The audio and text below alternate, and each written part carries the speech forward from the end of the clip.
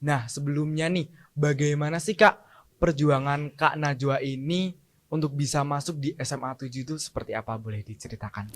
Tapi untuk mata pelajaran khusus favorit, aku lebih interesting atau tertarik sama Karena mungkin dari kegiatan-kegiatan itu nih Kak, ada kegiatan lain nggak sih yang diikuti Kak Najwa selama bersekolah di SMA 7 ini? Bisa diceritakan? selain Olimpiade, aku Iya, juga selain ikut Olimpiade. organisasi. Nah, moto hidup Kak Najwa itu apa sih Kak? Halo Sobat Semanchef, selamat datang di Semanchef Talk series pertama. Kenalin, nama aku Dio dari kelas 11 MIPA 2 sebagai host pada hari ini. Kali ini kita kedatangan bintang tamu, yaitu Kak Najwa dari kelas 12 IPS 3. Halo Kak Najwa, apa kabar? Halo Dio, Alhamdulillah kabar baik. Kalau Dio gimana kabarnya? Alhamdulillah, baik juga Kak. Oke. Nah, saya kan tahu nih, Kak Najwa itu menjadi salah satu sosok inspiratif bagi warga SMA 7 atas prestasi-prestasi yang telah ditoreh dan diraih di SMA 7 ini. Nah, sebelumnya nih, bagaimana sih Kak perjuangan Kak Najwa ini untuk bisa masuk di SMA 7 itu seperti apa? Boleh diceritakan? Oke, sebelumnya aku tuh mau cerita dulu nih, kalau sebenarnya aku emang dari SMP tuh pengen buat sekolah di SMA Negeri 7 Projo. Ya, Karena bukan rahasia lagi kalau SMA 7 tuh banyak sekali prestasi yang udah diraih sama siswa-siswinya. Terutama dalam bidang hal akademik ataupun ya, juga di non-akademiknya. benar sekali. Nah, perjuanganku adalah belajar ya pastinya. Dulu aku belajar untuk bisa masuk ke SMA 7 dan alhamdulillah aku diberikan kesempatan untuk dapat bersekolah di SMA 7. Ya, luar biasa sekali ya.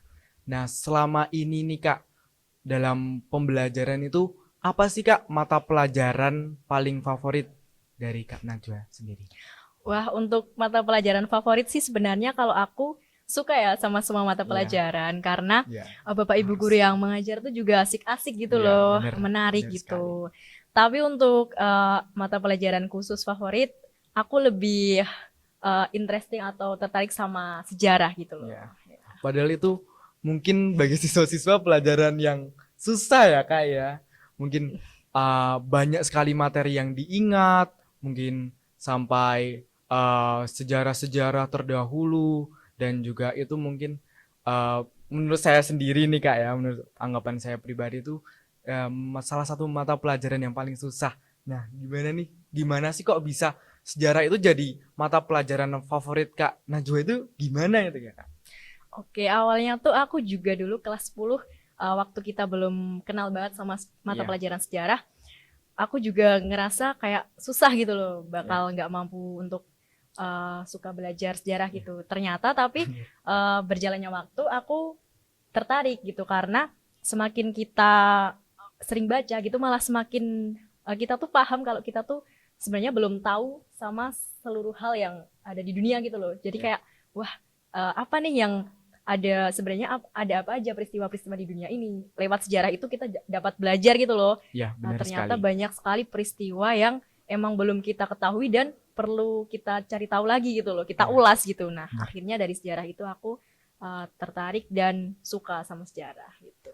Dan juga dari sejarah itu tuh kita juga bisa belajar ya Kak atas mungkin kesalahan-kesalahan yang Ya, telah diperbuat dan itu bisa jadi betul. pembelajaran kita untuk masa depan ke depannya gitu Betul ya Kak. banget, Yu.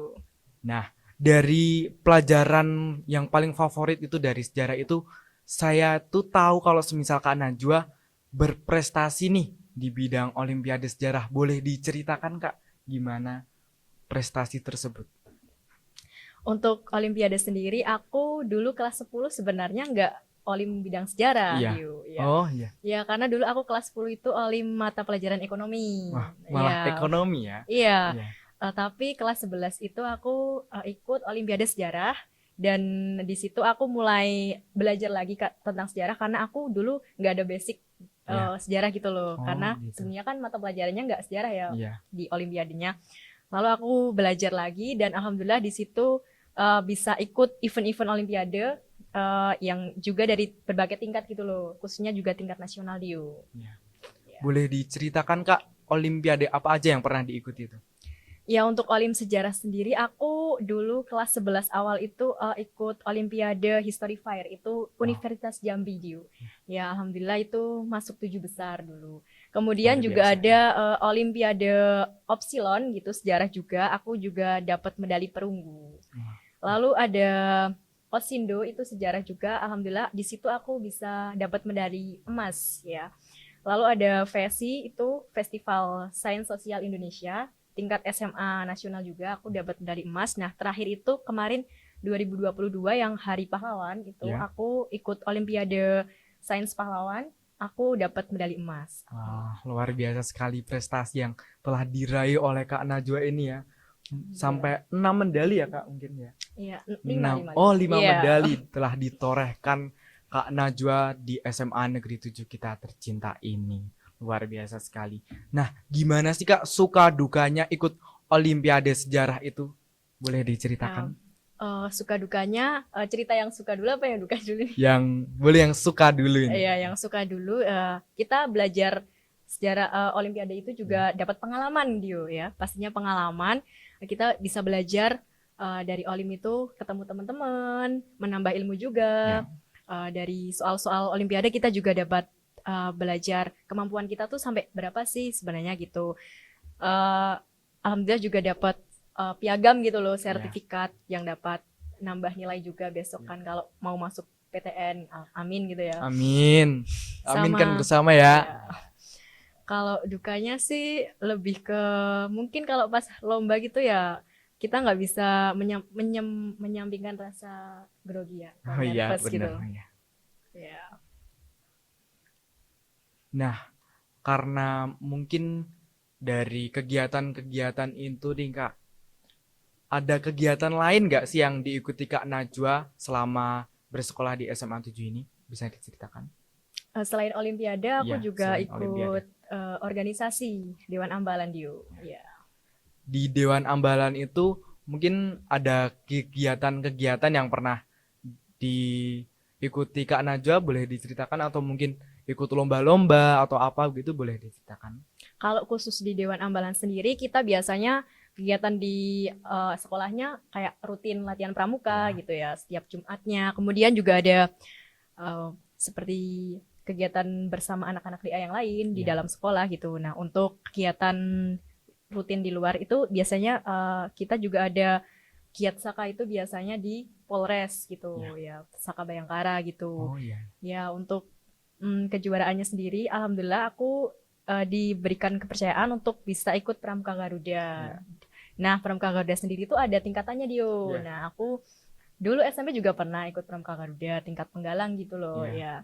Sekarang di SMA ini aku ikut lagi yang tingkat penegak dan itu tingkat Kabupaten Purworejo, Kuarca Purworejo. Alhamdulillah juga lanjut ke tingkat provinsi atau kuartir daerah Jawa Tengah. Nah, di sana juga dilombakan. Itu masuknya event Pramuka Garuda Berprestasi. Alhamdulillah aku bisa menjuarai kejuaraan tersebut dengan memperoleh kejuara 3. Pastinya dari Pramuka Garuda itu banyak syarat-syarat ya Kak yang harus dilakukan pasti. dan itu sangat sulit karena saya pernah merasakan juga nih dia Kak. dulu juga aktif pramuka ya? Iya, pernah trying mencoba gimana sih jadi Pramuka Garuda karena pas itu tuh masanya lagi COVID ya Kak, jadi terhenti. Iya, karena dulu ikut Pramuka Garuda karena udah pas itu sampai itu sampai udah mau tahap akhir gitu ya Kak ya. Finalisasi ya. Iya. Tapi terhalang dengan COVID jadi itu ke distract gitu ya Kak. Iya.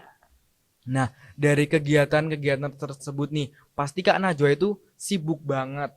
Nah, gimana sih cara Kak Najwa membagi waktu Kak Najwa dalam belajar gitu? Gimana? Oke, di sini aku sekedar mau membagikan tips and trick aku ya kepada teman-teman semua. Kalau aku pribadi itu biasanya ada skala prioritas. Nah, jadi kita tuh kita kan tugas utamanya siswa kan belajar ya. Itu juga harus punya skala prioritas. Mana sih kegiatan yang harus kita kerjakan terlebih dahulu? Seperti kalau misalkan sudah sampai rumah. Nah, itu ada tugas, kita sebisa mungkin kerjain tugas tersebut dengan maksimal dan kita kumpulkan sebelum deadline-nya.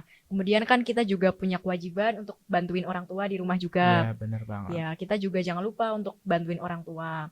Lalu kalau ada waktu luang biasanya aku ngabisin waktu buat main sama temen, sosialisasi gitu. Ada Karang Taruna dan aktif di organisasi desa gitu loh. Biar kita juga nggak cuman terpatok sama belajar gitu. Iya, benar Ya. banget.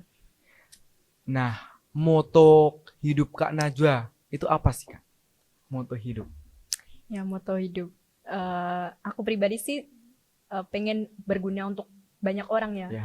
Pengen banget bantuin orang dan juga kita bisa lihat bersama banyak sekali anak-anak di luar sana yang belum merasakan pendidikan kayak kita ini. Ya. Nah, jadi kedepannya aku pengen banget mewujudkan cita-citaku untuk bisa membuat anak-anak di luar sana itu bisa merasakan bangku pendidikan seperti kita ini. Luar biasa, Ya. sangat menginspirasi sekali ya Kak Najwa ini. Nah, dari semua itu nih mungkin ada pesan-pesan yang ingin disampaikan kepada Sobat Semansef. Silahkan.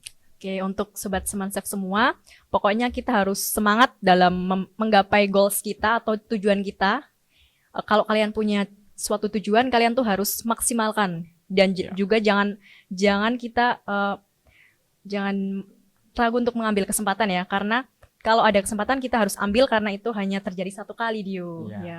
Dan juga jangan menyerah sama keadaan karena keadaan itu tergantung kita itu gimana mau menyikapinya ya. Kalau kita semangat pasti ada jalan. Tuh tujuannya itu. Ya, oke.